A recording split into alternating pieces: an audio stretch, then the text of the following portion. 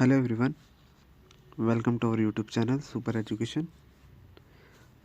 आज हम DSSSB जो TGT कंप्यूटर साइंस का एग्ज़ाम हुआ था अभी 7 फ़ेब को, तो उसके एग्ज़ाम के एनालिसिस के बारे में जानेंगे कि उसमें एग्ज़ाम किस तरीके से आया था, कितना लेवल ऑफ डिफ़िकल्टी था, टफ़ था, डिफ़िकल्ट था, इजी था, क्या था, उसके बारे में हम पता करेंगे। तो जो लोग नए हैं मेरे इस यूट्यूब चैनल पर, वो प्लीज़ लाइक और सब्सक्राइब ज़रूर कर दीजिएगा, ठीक है। तो चलिए फिर आगे बढ़ते हैं और एनालिसिस की तरफ मुड़ते हैं। तो जो एग्ज़ाम था वो था आपका, मैं बताना चाहूँगा, 7 फरवरी को। और ये जो शिफ्ट थी ये थी आपकी 12:30 से 2:30 तक की, ठीक है, दो दिन के टाइम पे, दोपहर के टाइम पे। और जो पेपर का डिफ़िकल्टी लेवल था वो हम अभी आगे चल के डिस्कस करेंगे, क्योंकि मैं आपको बता दूं कि पेपर में क्या क्या आया था। तो जो पेपर में था वो ये था, 11 पार्ट्स में डिवाइडेड था, ठीक है, जिसके अंदर रीजनिंग था, जनरल अवेयरनेस था, क्वांट था, इंग्लिश था, लैंग्वेज था, इंग्लिश लैंग्वेज और हिंदी लैंग्वेज। फिर एक पार्ट 2 था जिसके अंदर मॉड्यूल्स बने हुए थे, 1 2 3 4 5 6।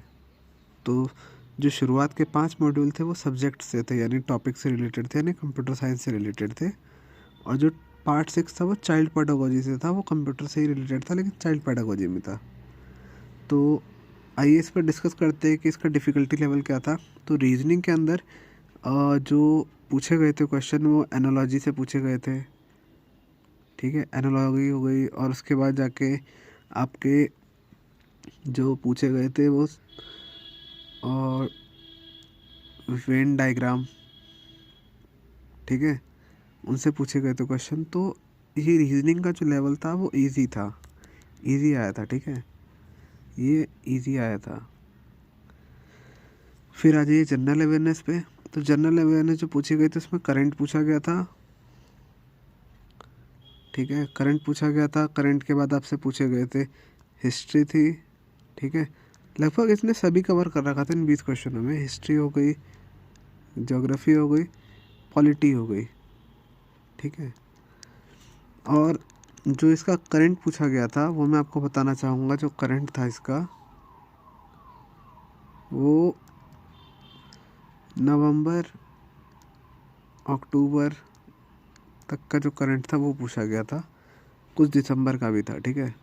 तो साइमल्टेनियसली ये भी मॉडरेट के लगभग में था, ठीक है। जिसने जो पढ़ के गया है उसको इजी लगा होगा, जो नहीं पढ़ के गया उसके लिए तो मॉडरेट टू डिफ़िकल्टी होगा।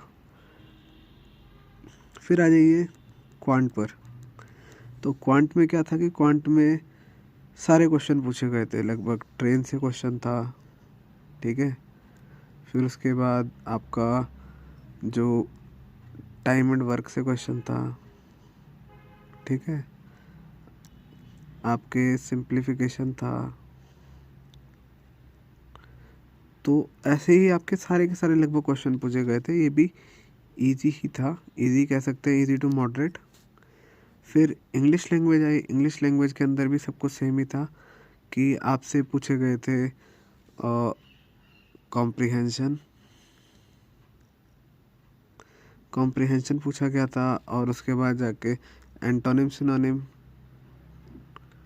एंटोनिम सिनोनिम्स और आइडियम्स एंड फ्रेजेस, ठीक है। तो ये सब चीज़ें पूछी गई थी।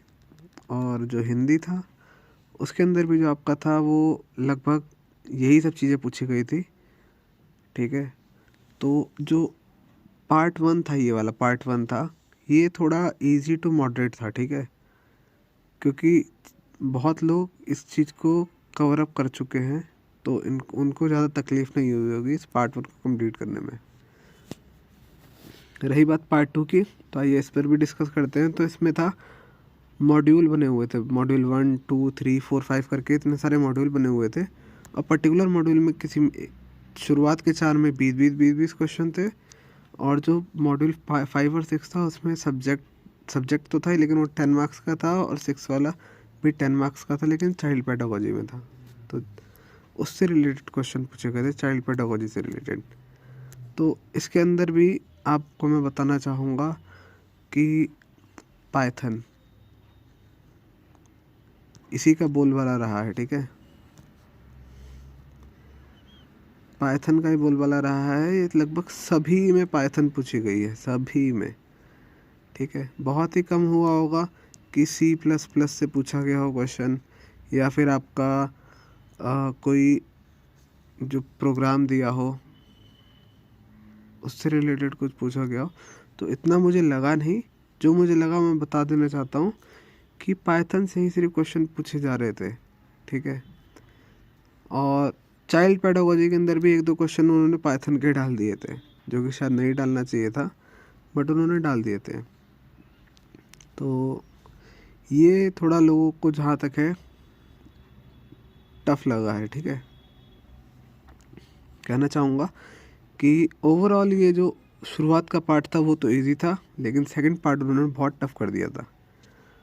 तो अब मैं इसके आगे ये बोलना चाहूँगा कि अगर आपकी तैयारी अच्छी है, अभी और एक और एग्ज़ाम होने वाले हैं, अभी DSSB के और भी एग्ज़ाम आने वाले हैं, और कुछ वैकेंसीज भी आ चुकी हैं। अभी आप जानिए कि DSSB में TGT की वैकेंसीज आई हैं, ठीक है। तो आप उनका फॉर्म फिल कर लीजिएगा, मैं लिंक में आपको डिस्क्रिप्शन दे दूँगा, ठीक है।